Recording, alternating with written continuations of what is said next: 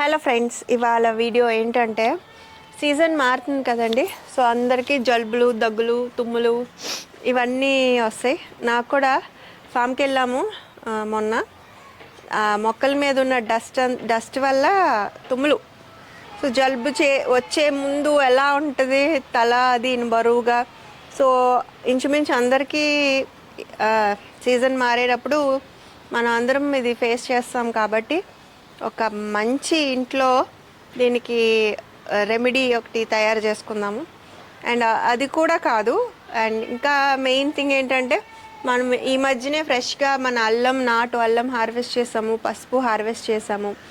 So నాకు ఒక 5-6 years back ఇలాగే విపరీతంగా జలుబు చేసేసి తల అది కఫం పట్టేసినప్పుడు నా హౌస్ హెల్ప్ లక్ష్మి, ఇప్పుడు మీకు కనపడే లక్ష్మి కాదు, ఛానల్కి ముందు ఇంకొక లక్ష్మి ఉండేది, తను ఇంట్లోనే ఇవన్నీ చేసి నాకు చూపించిందండి. చాలా బాగా పనిచేసింది. జలుబు అది తగ్గిపోయి అంతా క్లియర్ అయిపోయినట్టు అనిపించింది. సో ఇవాళ మళ్ళీ ఒకసారి చేసుకుంటూ మీకు కూడా తెలిసే ఉంటుంది, బట్ ఇంకొకసారి అది వీడియో చేసి చూపిస్తాను. ఓకే, నమస్తే, నేను Madhavi and welcome to mad garden. So ఈ అల్లం పులుసు అంటాం కదా, ఆల్మోస్ట్ అందరి ఇళ్ళల్లో ఉంటుందేమో. అమ్మమ్మలు, నాయనమ్మలు వాళ్ళు ఉన్నప్పుడు ఎక్కువగా జలుబు చేసిందంటే ఇంచుమించు చేసి పెట్టేసేవారు. లేకపోతే చేపల పులుసు కూడా బాగా ఘాటుగా కూడా తింటారు చాలామంది ఇప్పుడున్న ఇంగ్రీడియంట్స్లోనే. సో ఈ నాటు అల్లం పులుసు, లేకపోతే మీకు దొరికే అల్లం ఏదైనా కూడా అల్లం పులుసు ఎలా తయారు చేసుకుంటామో దానికి కావాల్సిన ఇంగ్రీడియంట్స్ చూసేద్దాం రండి. అల్లం పులుసుకి కావాల్సినవి అల్లం, నేను నాటు అల్లం తీసుకున్నాను. కొంచెం పసుపు, పచ్చి పసుపు దొరికితే ఓకే, లేకపోతే పసుపు వేసుకోండి. పసుపు కొమ్ము, వెల్లుల్లిపాయలు, కరివేపాకు, ఎండుమిరపకాయలు, ఉప్పు, బెల్లం, చింతపండు, పచ్చిమిరపకాయలు, 3 మీడియం సైజు ఉల్లిపాయలు, మిరియాలు మెయిన్ అండి. అల్లం అండ్ మిరియాలు వాటి పని బాగా చేస్తాయి. ధనియాలు కూడా, చింతపండు, మెంతులు, ధనియాలు, తాలింపుకి ఆవాలు, జీలకర్ర, కొంచెం ఇంగువ అండ్ ఆయిల్, కొంచెం వాటర్. ఓకే, సో స్టార్ట్ చేసేద్దాం. ముందుగా మనం దీనికి ఒక పౌడరు, ఒక పేస్ట్ లాగా కొంచెం ప్రిపరేషన్ చేసుకోవాలండి. ఓకే, స్టవ్ ఆన్ చేసుకుని కొంచెం ఎక్కువ వేయద్దు, కొంచెం ఆయిల్ తీసుకుని, ఇందులో మనకి కారంగానే ఉంటాయండి. ఇందులో మిరియాలు ఘాటు ఉంటుంది, అల్లం వేసుకుంటాం కాబట్టి అంత అల్లం వేయను, చిన్న ముక్క వేద్దాం. అల్లం వేసుకుంటాం కాబట్టి ఆ ఘాటు ఉంటుంది. అండ్ ఎండుమిరపకాయలు, పచ్చిమిరపకాయలు కూడా వేసాం కాబట్టి మీకు సరిపడా క్వాంటిటీ మీ ఇంట్లో ఎంత తింటారో దాన్ని బట్టి వేసుకోండి. ఓకే ఓకే ఇవి తీసుకుని పక్కన పెట్టేసుకుందాం. ఓకే, 3 ఎండుమిరపకాయలు, 1 స్పూను ధనియాలు, 1 స్పూను జీలకర్ర కొంచెం ఫ్రై చేసుకుందాం.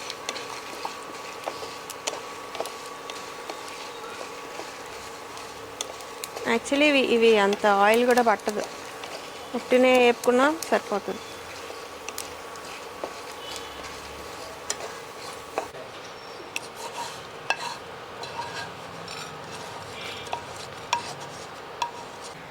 ఓకే అండి, అల్లం ఇలాగా తొక్కు తీసుకుని పెట్టుకోవాలి, ఇంత ముక్క. పసుపు కూడా, పసుపు మరి ఎక్కువ వేయను, ఇది యాంటీబయాటిక్ కింద పనిచేస్తుంది మనకి.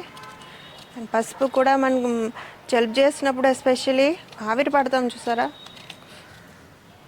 ఫ్రెష్ దొరికితే ఈ సీజన్లో దొరుకుతుంది కాబట్టి ఎక్కడన్నా దొరికితే ఇదే పచ్చిదే వాడండి. ఇప్పుడు ఇవి ఒకసారి ఈ పౌడర్వి ముందు వేసుకుందాం, మెక్క నలగాలి. ఇవి ధనియాలు, 1 స్పూన్ ధనియాలు, జీలకర్ర, 4 ఎండుమిరపకాయలు, తర్వాత ఇవి 1/2 స్పూన్ వేద్దామండి. ఘాట్ ఎక్కువైపోయిందంటే మంట ఎక్కువైపోతుంది.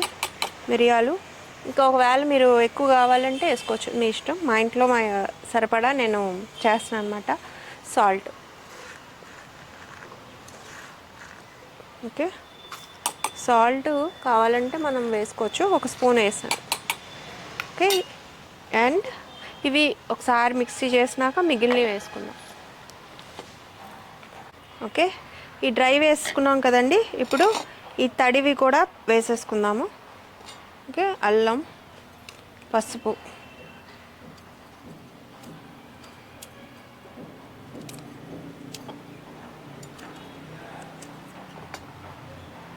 పచ్చి పసుపు, అల్లం ముక్క ఎంత తీసుకున్నాను, నాటు అల్లం కాబట్టి ఘాటు ఎక్కువ ఉంటుందండి. పసుపు వాసన ఇదేదో నేను మసాలాలు రుబ్బినట్టు వాసన వస్తుంది. పిండి మిల్లులు వాటిలో కారాలు అవి కొడతాం కదా, ఎండాకాలం వచ్చేసినట్టు ఉంది చూసేటప్పటికి. ఓకే, ఇంకా ఇందులోకి 4 పచ్చిమిరపకాయలు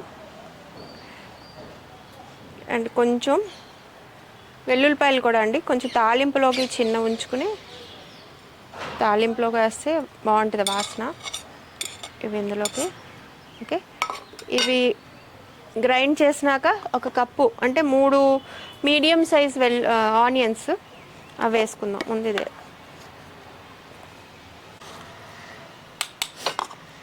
ఓకే, ఇప్పుడు ఉల్లిపాయలు కూడా వేసేసుకుందాం.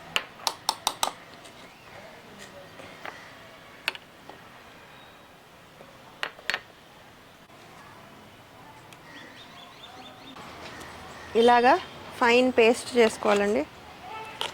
ఉల్లిపాయలు వేసాం కదా, నీరు ఉంటుంది కాబట్టి ఇక్కడ ఇందులో ఏం వాటర్ వేయలేదు. ఓకే, ఇప్పుడు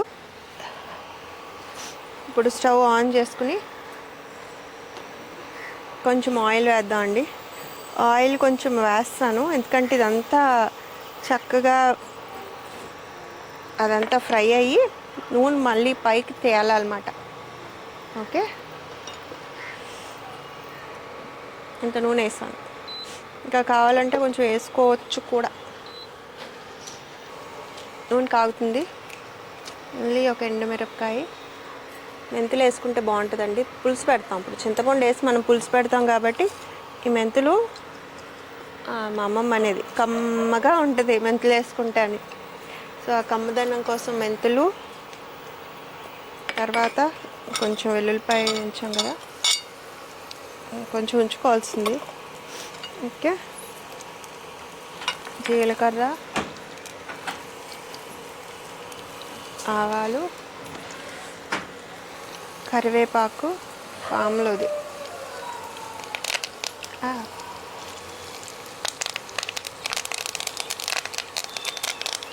ఇంకే ఇంగువ వేయలేదు, మర్చిపోయాను.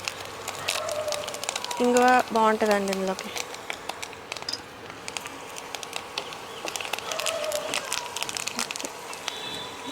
ఇప్పుడు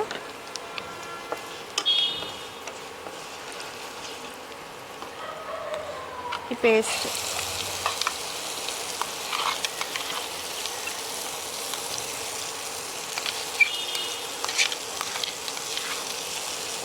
ఇంకో అది పోపు వేసాం కదా, బాగా వస్తుంది.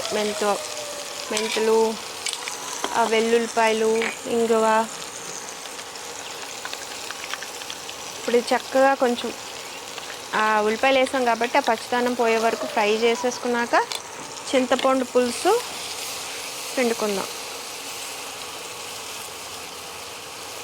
ఓకే, కొంచెం నూనె ఉంటేనే బాగుంటుంది అన్నాను కదా.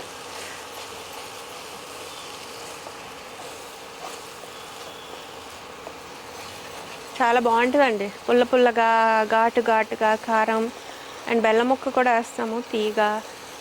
ఓకే, కొంతమంది ఇందులోనే చేపలు కూడా వేసుకుంటారు, చేపల పులుసు పెట్టుకుంటారు ఇలాగే.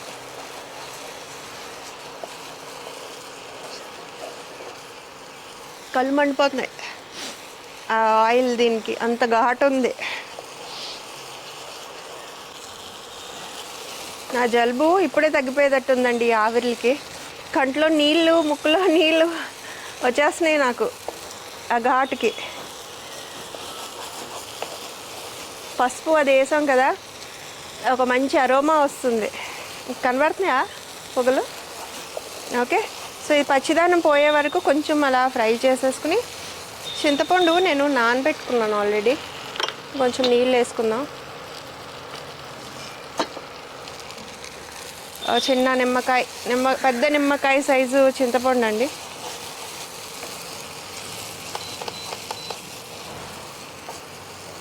ఓకే, సరిపోతుంది.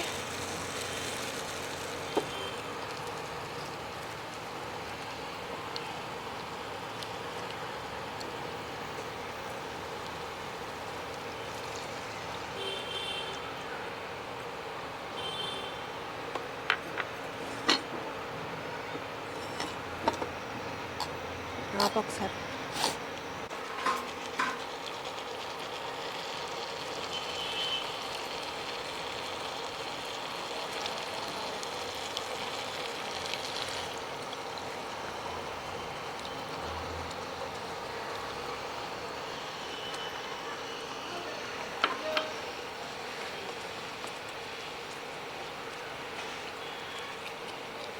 కొంచెం వాటర్ వేద్దామండి.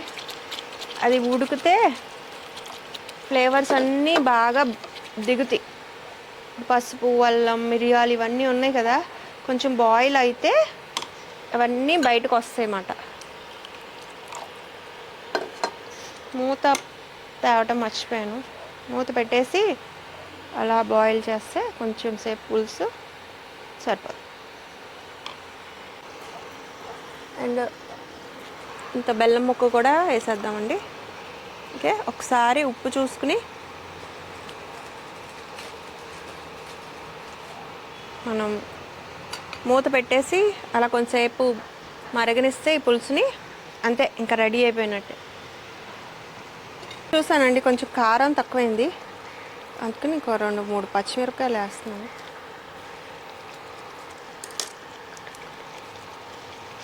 ఓకే, బెల్లం కూడా వేసాం కదా, కొంచెం కడగ.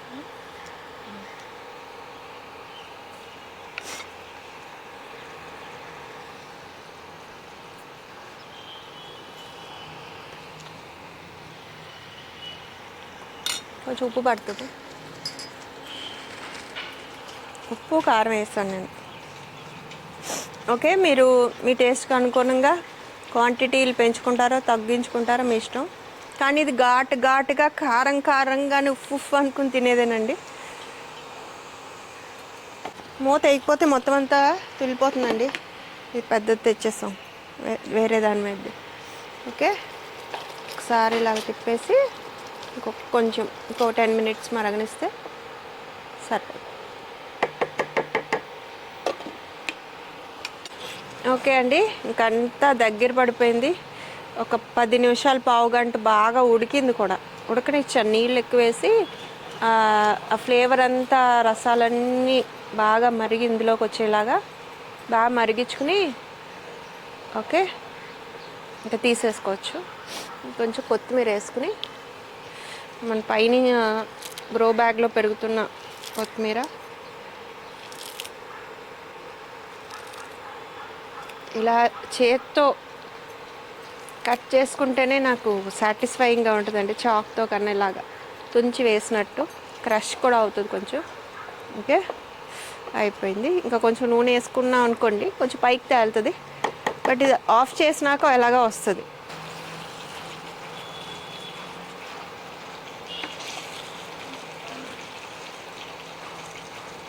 పడట్టు. ఓకే, సో మనకు కావాల్సిన కన్సిస్టెన్సీ వచ్చినాక ఆఫ్ చేసేసుకుందాం.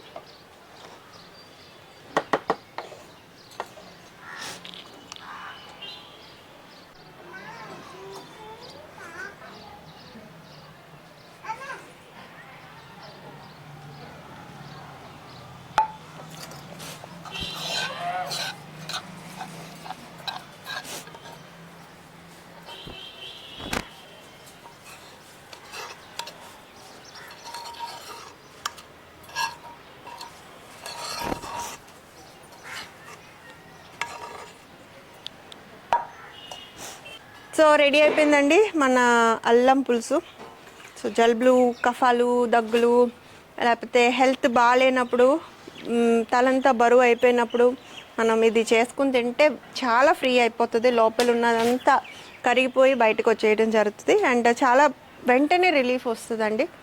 పూర్వం ఇలాగే చేసేవారు, పెద్దవాళ్ళు చెప్పేవారు కదా. సో ఇప్పుడు అవన్నీ మానేసి ట్యాబ్లెట్ల కోసం ముందు పరిగెడతాం. బట్ అదేదో సామెత ఉన్నట్టు మందు వేసిన వారం పడుతుంది, మందు వేయకపోయినా వారం పడుతుంది అని జలుబుకి దాని టైం అది తీసుకుంటుంది. బట్ న్యాచురల్గా ఉండే అల్లం, పసుపు, మిరియాలు ఇవన్నీ చాలా మంచిది కాబట్టి చేసుకుని తిందాం. ఒకసారి టేస్ట్ చూసి చెప్పేస్తాను. నేను అన్నం తెచ్చాను, లేకపోతే ఇందులోనే కలుపుదాం. ఇలాగా కలుపుతారు కదా పచ్చళ్ళు, ఆ లాస్ట్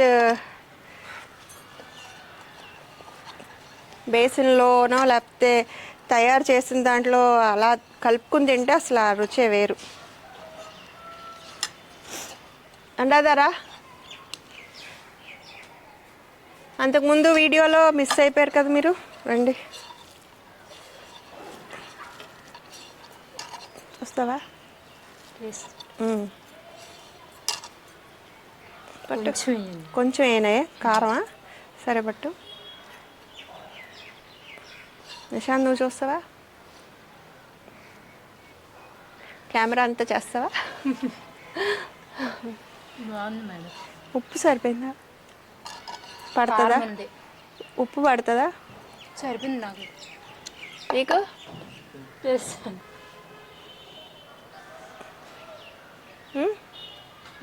ఉప్పు తీపేస్తాం కదా. ఉప్పు నీకు ఆయనకి సరిపోదు, చేసి ఆయన సరిపోదు.